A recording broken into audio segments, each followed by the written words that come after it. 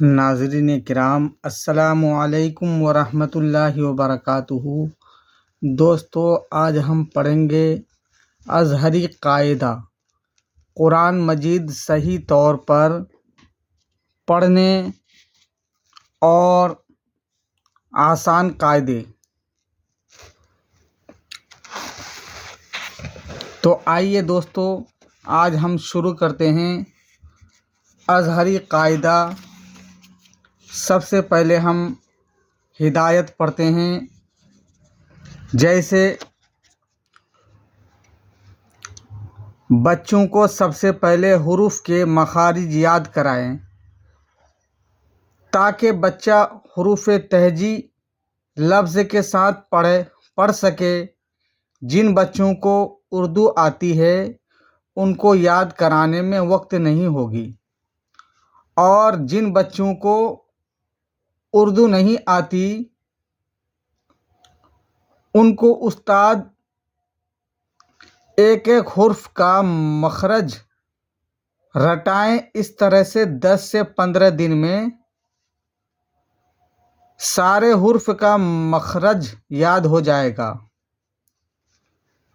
اس قاعدے کو 3 حصوں میں تقسیم کیا گیا ہے: ابتدائیہ، اول، دوم۔ ایک ماہر استاد ہی اس بات کو سمجھ سکتا ہے کہ ابتدائیہ، اول، دوم کو کتنے دنوں میں پڑھانا چاہیے۔ مثال کے طور پر اگر ہم نصاب ابتدائیہ 3 یا 4 ماہ میں پڑھاتے ہیں تو ظاہر سی بات ہے کہ اول اور دوم بھی 3 یا 4 ماہ میں، اس سے کم میں بھی مکمل ہو جائے گا، کیونکہ سب سے زیادہ محنت ابتدائیہ ہی میں لگتی ہے۔ جب بچوں کا نصاب ابتدائیہ مکمل ہو جائے تو اس کا امتحان لیا جائے۔ اگر امتحان میں پاس ہو جائے گا تب اس کا نصاب اول میں ترقی دی جائے گی۔ اگر فیل ہوگا تو دوبارہ پھر نصاب ابتدائیہ کو ہی پڑھائے گا۔ بچوں کو پڑھاتے وقت پوری توجہ بچے پر رہے، توجہ کا بٹوارا ہرگز نہ کرے۔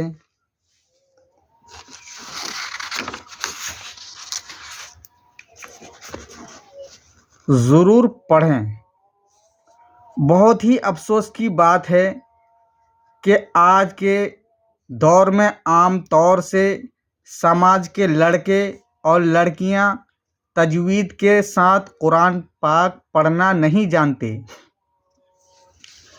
تجوید کا معنی کسی چیز کا عمدہ کرنا، اچھا کرنا، سنوارنا، اور اصطلاح قرآن میں تمام قرآنی حروف کو ان کے مخارج اور صفات کے ساتھ بغیر کسی تخلیف کے آسانی کے ساتھ ادا کرنا۔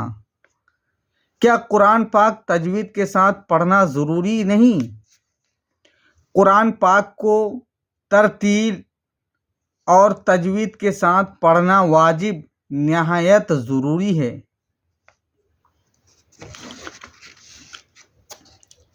علامہ جزری رحمۃ اللہ علیہ فرماتے ہیں: وَالْأَخْذُ بِالتَّجْوِيدِ حَتْمٌ لَازِمٌ مَنْ لَمْ يُجَوِّدِ الْقُرْآنَ آثِمٌ۔ ترجمہ: تجوید کا سیکھنا واجب اور لازم ہے۔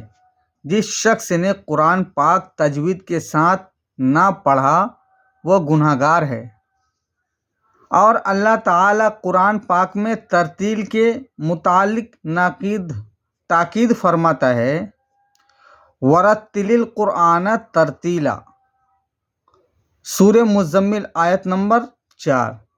ترجمہ: اور قرآن خوب ٹھہر ٹھہر کر پڑھو، کنز الایمان کا حوالہ ہے۔ اور ترتیل کے تعریف حضرت علی رضی اللہ عنہ نے یہ فرمائی ہے، تجوید الحروف و معرفت الوقوف، یعنی حروف کو صحیح مخارج اور صفات کے ساتھ ادا کرنا، اور وقف کے مقامات کس جگہ وقف کرنا چاہیے اور کیفیات کس طرح وقف کرنا چاہیے کا جاننا۔ جب ترتیل کا بھی حکم معلوم ہوگا تو اب ایسی صورت میں تجوید کا سیکھنا ہر مسلمان پر نہایت ضروری ہے، اسی لیے کہ بلا علم تجوید قرآن پاک کا صحیح پڑھنا ممکن نہیں۔ تجوید کے خلاف قرآن پاک پڑھنے کو لحن کہتے ہیں۔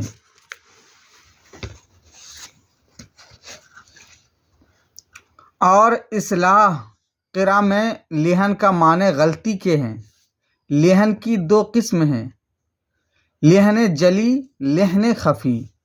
لحن جلی بڑی غلطی، ایک حرف کی جگہ دوسری حرف کو پڑھنا، مثلاً ولضالین کو ولضالین، ولضالین یا ولضالین، الحمد کو الحمد، یا اس کی جگہ سا، جیم کی جگہ زا، صاد کی جگہ سین، ضا کی جگہ زال، ہا کی جگہ ہا۔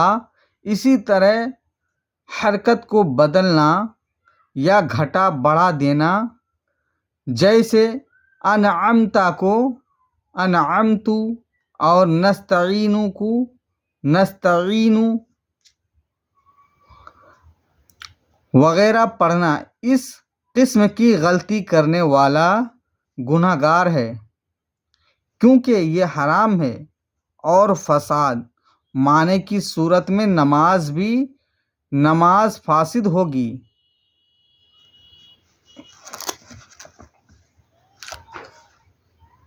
لحن خفی چھوٹی غلطی، مثلاً پر حرف کو باریک پڑھنا یا باریک حرف کو پر پڑھنا، اخفا، اظہار، ادغام اور اقلاب کو صحیح ادا نہ کرنا، یہ مکروہ ہے۔ اس سے بچنا ضروری ہے، کیونکہ تجوید میں صفات لازمہ و عارضہ دونوں شامل ہیں۔ جب کلام اللہ پڑھا جائے تو پڑھنے والے کو ترتیل کے ساتھ کلام اللہ پڑھنا واجب اور موجب ثواب ہے، اور ترتیل کے خلاف پڑھنے میں عذاب اور نماز نہ ہونے کا خوف۔ جب اللہ تعالیٰ نے ترتیل کا حکم ظاہر فرما دیا، علماء و قراء ترتیل کا حکم بتانے والے اور ترتیل کے ساتھ کلام اللہ پڑھنے والے ہر زمانے میں موجود ہیں، تو نہ دنیا میں یہ عذر ہو سکتا ہے اور نہ قیامت میں۔ اللہ تعالیٰ کے سامنے کوئی عذر نہ چلے گا کہ ہم کو ترتیل کا سیکھنا معلوم نہیں، اور معلوم بھی ہو تو کوئی سکھانے والا نہیں۔ اکثر آدمی اکثر حرف کو صحیح ادا کرتے ہیں، صرف بعض حرف میں غلطی ہوتی ہے۔ اگر 4 5 یا 10 11 حروف کی غلطی ہے تو تھوڑی دیر میں اس کو کسی استاد کامل سے 2 4 روز مشق کر کے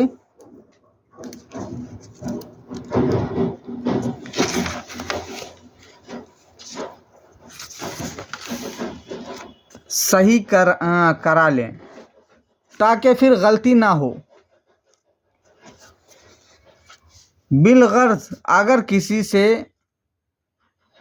سب حرف صحیح ادا ہوتے ہو تب بھی دوبارہ دو چار چار حرف روزانہ مشق کر کے ہفتہ 2 ہفتہ میں سب حرف کا مشق کر لینا کچھ مشکل نہیں۔ محترم قارئین، آپ نے تجوید کے ساتھ قرآن پاک پڑھنے کی اہمیت کا بخوبی اندازہ کر لیا ہوگا۔ واقعی وہ مسلمان ناسمجھ ہے جو تجوید کے ساتھ قرآن پاک پڑھنا نہیں سیکھتا۔ مسئلہ ایک حرف کی جگہ دوسرا حرف پڑھنا اگر اس وجہ سے ہے کہ اس کی زبان سے وہ حرف ادا نہیں ہوتا تو مجبور ہے اس پر کوشش کرنا ضروری ہے۔ اگر لاپرواہی سے، جیسے آج کل اکثر حفاظ و علماء کے ادا کرنے پر قادر ہیں مگر تجوید و مشق کے ناواقف کی وجہ سے حرف تبدیل کر دیتے ہیں تو اگر معنی فاسد ہو گئے تو نماز نہ ہوگی۔ اس قسم کی جتنی نمازیں پڑھی ہو ان کی قضا لازم ہے۔ مسئلہ جس سے حرف صحیح ادا نہیں ہوتے اس پر واجب ہے کہ حرف صحیح ادا کرنے میں رات دن پوری کوشش کریں، اور اگر صحیح پڑھنے والوں کے پیچھے نماز پڑھ سکتا ہو تو جہاں تک ہو سکے ان کے پیچھے نماز پڑھیں، یا وہ آیتیں پڑھیں جن کے حروف صحیح ادا کر سکتا ہے۔ اور یہ دونوں باتیں ممکن نہ ہو تو کوشش کے زمانے میں اس کی اپنی نماز ہو جائے گی اور اس کے پیچھے ان جیسوں کی بھی۔ مسئلہ جس سے سبحان ربی العظیم میں عظیم کو عظیم ظاہر کے ضا کے بجائے زا پڑھ دیا تو نماز جاتی رہی، لہذا جس کے عظیم صحیح ادا نہ ہو وہ سبحان ربی الکریم پڑھیں۔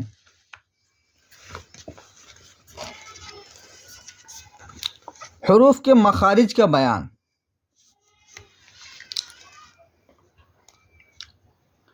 اصطلاح قراء میں مخرج کسے کہتے ہیں؟ جس جگہ سے حرف ادا ہوتا ہے اس کو مخرج کہتے ہیں۔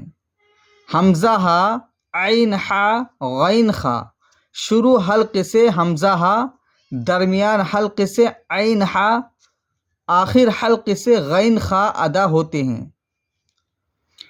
قاف جڑ زبان تالو سے مل کر قاف ادا ہوتا ہے۔ کاف جڑ زبان تالو سے مل کر ذرا منہ کے جانب ہٹا کر کاف ادا ہوتا ہے۔ جیم شین یا بھی زبان تالو سے مل کر جیم شین یا غیر مدہ ادا ہوتی ہے۔ ضاد کنارہ زبان داڑھا سے مل کر ضاد ادا ہوتا ہے۔ لام کنارہ زبان مسوڑھے سے مل کر لام ادا ہوتا ہے۔ نون سرا زبان تالو سے مل کر نون ادا ہوتا ہے۔ را پشت زبان قریب کے سرا زبان تالو سے مل کر را ادا ہوتی ہے۔ تا دال طا سرا زبان اوپر کے سامنے والے دانتوں کی جڑ سے مل کر تا دال طا ادا ہوتے ہیں۔ سا زال زا سرا زبان اوپر کے سامنے والے دانتوں کے سرا سے مل کر سا زال ضا ادا ہوتے ہیں۔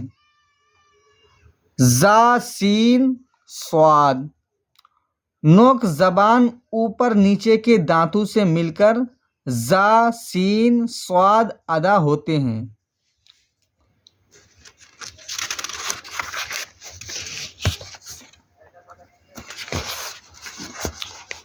فا اوپر کے دانتوں کا کنارہ نیچے کے ہونٹ کی تری سے مل کر فا ادا ہوتا ہے۔ با دونوں ہونٹ کی تری سے مل کر با ادا ہوتا ہے۔ میم دونوں ہونٹ کی خشکی سے مل کر میم ادا ہوتا ہے۔ واو دونوں ہونٹ کا کنارہ مل کر اور بیچ حصہ کھلا رہ کر واو غیر مدہ ادا ہوتا ہے۔ الف حلق کی خالی جگہ سے الف ادا ہوتا ہے۔ یا مدہ بیچ زبان تالو کی خالی جگہ سے یا مدہ ادا ہوتی ہے۔ واو مدہ دونوں ہونٹ کی خالی جگہ سے واو مدہ ادا ہوتا ہے۔ نوٹ الف ہمیشہ مدہ ہوتا ہے، کبھی غیر مدہ نہیں ہوتا، اور کلمہ کے آخر میں واقع ہوتا ہے، اس پر کبھی حرکت نہیں آتی۔ نصاب ابتدائیہ سبق نمبر 1 حروف مفردات۔ نحمدہ ونصلی علی رسولہ الکریم۔ اعوذ باللہ من الشیطان الرجیم۔ بسم اللہ الرحمن الرحیم۔ رب یسر ولا تعسر وتمم بالخیر رب زدنی علما۔ حروف مفردات یعنی حرف تہجی 29 ہے۔ حروف مفردات کو تجوید و قرات کے مطابق معروف پڑھیں، جیسے با الف زبر با، تا الف زبر تا، سا الف زبر سا، حا الف زبر حا، خا الف زبر خا، طا الف زبر طا، ظا الف زبر ظا وغیرہ، اور اردو لفظ سے پرہیز کریں، یعنی مجہول جیسے بے تے سے، خے خے، توئے زوئے وغیرہ۔ ان 29 حروف میں 7 حروف ایسے ہیں جو ہر حالت میں پر یعنی موٹے پڑھے جاتے ہیں، انہیں حروف متعالیہ کہتے ہیں، اور وہ یہ ہیں: خا، صاد، ضاد، طا، ظا، غین، قاف۔ ان کا مجموعہ خص، ضغط، قز ہے۔ ہونٹوں سے صرف 4 حروف ادا ہوتے ہیں: با، فا، میم، واو۔ ان کے علاوہ باقی حروف ہونٹوں پر نہ ملنے دیں۔ بچوں کو حروف تہجی اس طرح بھی یاد کرائیں: الف خالی، با کے نیچے 1 نقطہ، تا کے اوپر 2 نقطے، حا خالی، خا کے اوپر 1 نقطہ، اس طرح پڑھنے۔